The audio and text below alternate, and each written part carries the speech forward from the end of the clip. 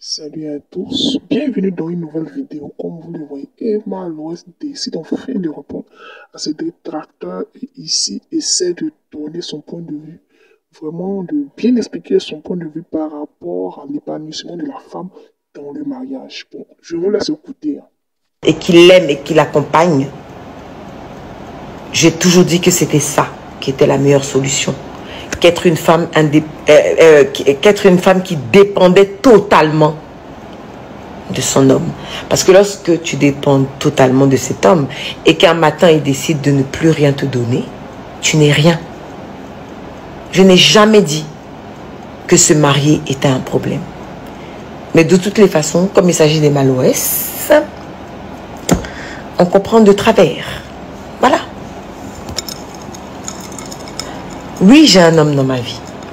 On me demande si tu as un homme dans ta vie. Oui, j'ai un homme dans ma vie. Oui.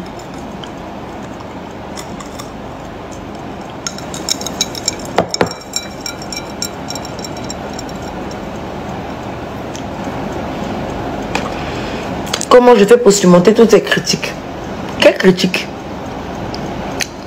On me critique. Dites-moi, je ne sais pas où.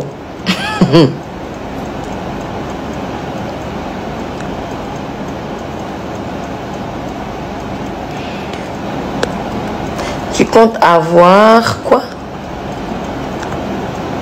C'est passé. Bon, ramenez la question. Un autre enfant ou bien après le mariage?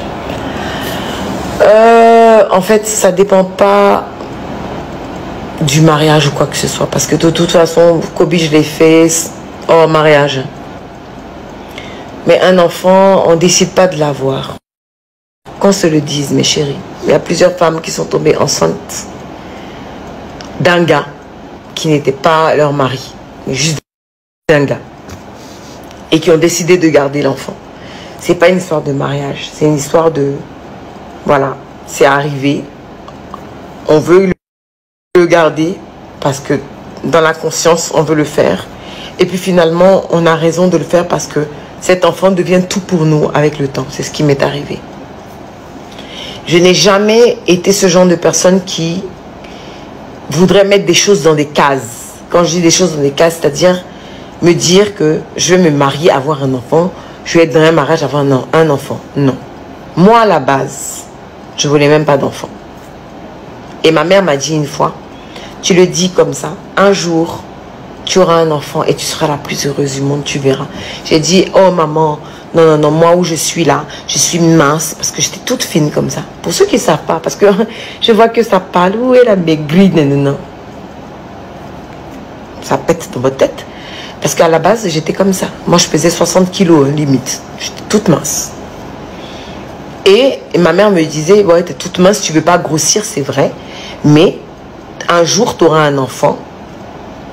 Et tu verras que cet enfant va te changer la vie. Tu ne vas pas te dire que c'est patati patata. Et c'est ce qui m'est arrivé quand j'ai eu Kobe. Aujourd'hui, je remercie Dieu. Et je suis tellement heureuse et tellement comblée de l'avoir eu.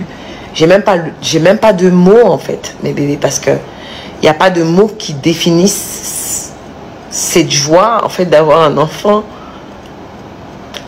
Enfin bref, je ne sais même pas comment vous l'expliquer. Mais sachez une chose, moi tout le conseil que je peux vous donner, ne faites pas un enfant pour retenir un homme. On ne fait pas un enfant pour retenir un homme. Vous vous foutez le doigt dans l'œil jusqu'au coude là. Pas possible. On ne fait pas un enfant pour retenir un homme. Non. On fait un enfant pour soi. Voilà. On fait un enfant parce qu'on le veut, parce que voilà, il est arrivé. Ok, je le garde pour moi. Je ne le garde pas parce que le papa là, il va s'en occuper, parce que le papa là va revenir, parce que j'ai un enfant. Si vous faites ça, je suis désolée. Vous n'allez même pas aimer votre enfant correctement parce que vous l'aurez fait par rapport à quelque chose. Voilà. Donc moi j'ai mon Kobe, je l'aime de tout mon cœur, de tout mon être, de tout mon sang, de tout mon âme. Aujourd'hui, j'ai pas encore la visibilité ou l'envie de faire un autre enfant.